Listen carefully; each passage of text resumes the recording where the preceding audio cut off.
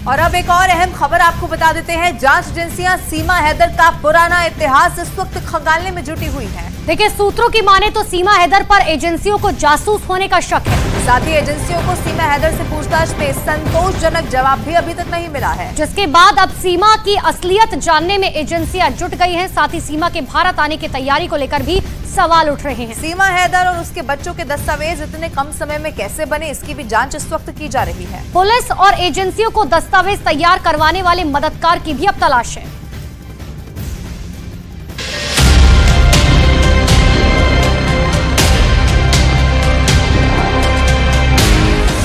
क्या सीमा हैदर पहचान छुपा रही है?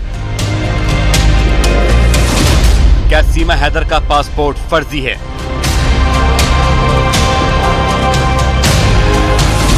पाकिस्तान में सीमा हैदर का मददगार कौन?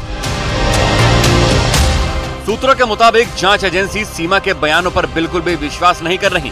जांच एजेंसियों के सामने सीमा हैदर लगातार बयान बदल रही हैं। यही वजह है कि अब जांच एजेंसियां सीमा हैदर के पूरे बैकग्राउंड को खंगालने में भी जुटी हैं, ताकि पता चल सके कि पाकिस्तान में सीमा हैदर की असलियत आखिर क्या है। शुरुआत से ही पूछताछ में सीमा हैदर ने खुद को पाकिस्तान के सिंध प्रांत का बताया और उसके बाद अपने माता पिता की मर्जी के खिलाफ उसने गुलाम हैदर से शादी करने का दावा किया। लेकिन भारत में सीमा का कहना है कि गुलाम के साथ उसकी जबरन शादी करवाई गई। मेरी मर्जी के खिलाफ थी, पर मैं कुछ कह तो नहीं सकती क्योंकि हमारे यहाँ बोलना नहीं जाता। शादी के बारे में बोला और मेरा तो क्राइम माना गया था क्योंकि मैं किसी और को पसंद करती थी। तो मेरी शादी इसी हादसे की ये एक निशानी है। और मुझसे अगर पूछा जाता, मेरी मर्जी जानी जाती तब, तो शायद मैं हैदर की पत्नी कभी भी ना होती। तब मेरी एज ज्यादा बड़ी भी नहीं थी सर। सीमा हैदर के मुताबिक गुलाम शादी के बाद कराची के सऊदी अरब चला गया। कराची में बिना गुलाम के सीमा अकेले रहीं। सीमा हैदर के मुताबिक वो कराची में ही रहीं और तब अचानक सचिन मीणा उसकी जिंदगी में आया, जिसके बाद वो भारत आने की प्लानिंग करने लगी। सीमा ने जितनी जल्दी अपने पासपोर्ट, बच्चों के पासपोर्ट और दूसरे दस्तावेज तैयार करवाए, उतनी ही जल्दी पाकिस्तान में कोई उसका रहनुमा जरूर है, जिसने इतनी जल्दी सीमा हैदर के सारे दस्तावेज बनवाए। मुझे फंसाना होता मैं अकेली आ जाती, क्योंकि मैं पहले भी अकेली आ चुकी थी, दोबारा भी मैं अकेली आ सकती थी। मेरी छोटी बेटियां हैं, एक बार कोई उन्हें तो देखे, उनको देख के कोई ऐसी बात करे।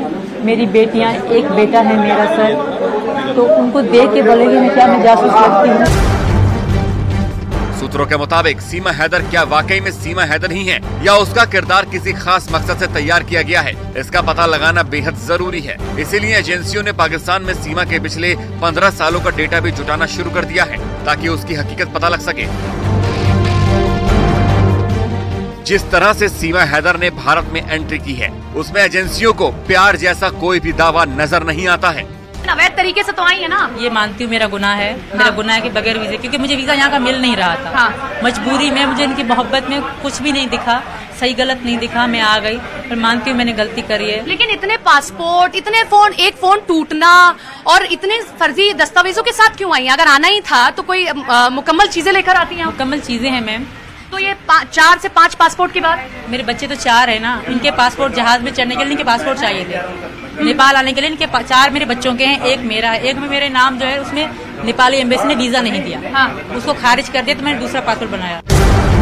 सीमा हैदर ने जितनी चालाकी से रबूपुरा पुलिस और एटीएस को भोलेपन से झांसे में रखा, अब वो एजेंसियों को चकमा नहीं दे सकती है। इसीलिए जांच सीमा के पिछले 15 साल के इतिहास को खंगालने पर चल रही है।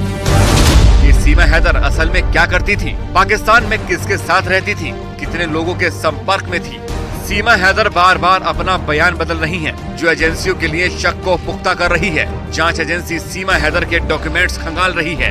सीमा अपने आप को 5वीं पास बता रही है। ऐसे में पाकिस्तान में जिस किसी ने भी दस्तावेज बनवाने में मदद की है, उसकी पहचान करने की कोशिश की जा रही है। जांच एजेंसी को पासपोर्ट बनवाने वाले मददगार की तलाश है। सीमा के कई दस्तावेज में जन्म की तारीख अलग है। सीमा ने बच्चों के सर्टिफिकेट 8 मई को बनवाए थे। भारत आने से पहले सारे सर्टिफिकेट बनवाए थे। ये वो डॉक्यूमेंट्स हैं जिसकी सच्चाई जानना जरूरी है। शायद यही वजह है कि एजेंसी सीमा हैदर को अब क्लीन चिट देने को तैयार नहीं है।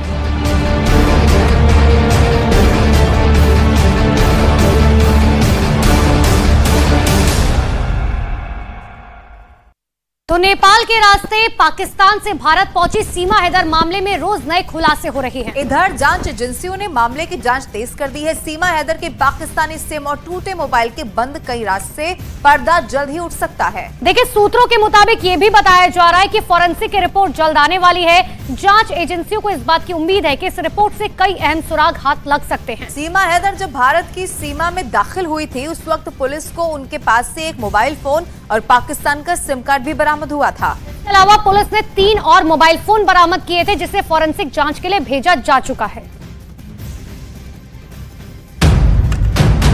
सीमा की सच्चाई टेक्निकल सर्विलांस बताएगी। पाकिस्तानी सिम से खुलेगा सीमा का राज। सीमा हैदर के प्यार में कितनी सच्चाई। सीमा हैदर पर इस वक्त उत्तर प्रदेश पुलिस के साथ साथ केंद्रीय जांच एजेंसियों की नजर है। जांच एजेंसियां सीमा हैदर के टेक्निकल सर्विलांस पर खास फोकस किए हुए हैं। अब तक जांच एजेंसियों के हाथ कई अहम और बड़े सुराग भी लगे हैं। सूत्र बताते हैं कि जांच एजेंसियां सीमा हैदर के पास से बरामद टूटे मोबाइल फोन और पाकिस्तानी सिम पर फोकस कर रही हैं, क्योंकि सीमा हैदर जब भारत में दाखिल हुई थी तो पुलिस को उसके पास से एक हरे रंग का मोबाइल फोन बरामद किया गया। सीमा के पास से बरामद mobile phone techno caiman company का है। मोबाइल में पाकिस्तान की जोंग कंपनी नंबर का सिम बरामद हुआ है। इसके अलावा पुलिस ने 3 और मोबाइल फोन बरामद किए थे। जांच एजेंसियों ने सिम को फॉरेंसिक जांच के लिए एनसीआर में ही भेजा है। पाकिस्तानी सिम के डिलीट हुए कॉन्टैक्ट और व्हाट्सएप चैट को रिकवर करना ही एजेंसियों का पहला मकसद है। सूत्रों के मुताबिक अगले 2 से 3 दिनों में फॉरेंसिक रिपोर्ट आने की उम्मीद है, जिसके बाद जांच की अगली दिशा तय होगी। जो फॉरेंसिक लैब में भेजी गई थी, उसके पास से बरामद मोबाइल फोन्स और जो पाकिस्तानी नंबर की सिम थी, जो व्हाट्सएप और जो सोशल मीडिया पर उसने कई लोगों को मैसेजेस भेजे थे, कुछ ऐसे कॉन्टैक्ट्स थे जो पाकिस्तानी सिम में से डिलीट किए गए हैं और फोन में से भी डिलीट किए गए हैं। उनको रिकवर करना बहुत जरूरी है और इसीलिए उसे रिकवर करने की प्रक्रिया यहाँ पर फॉरेंसिक टीमें कर रही है।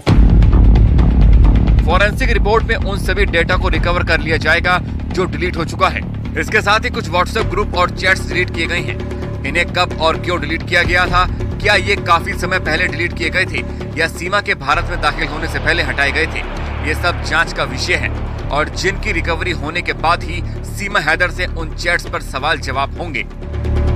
जब वो भारत में दाखिल हुई थी तो भारत में दाखिल होने के वक्त उसने खासतौर से उस पाकिस्तानी सिम का इस्तेमाल किया था।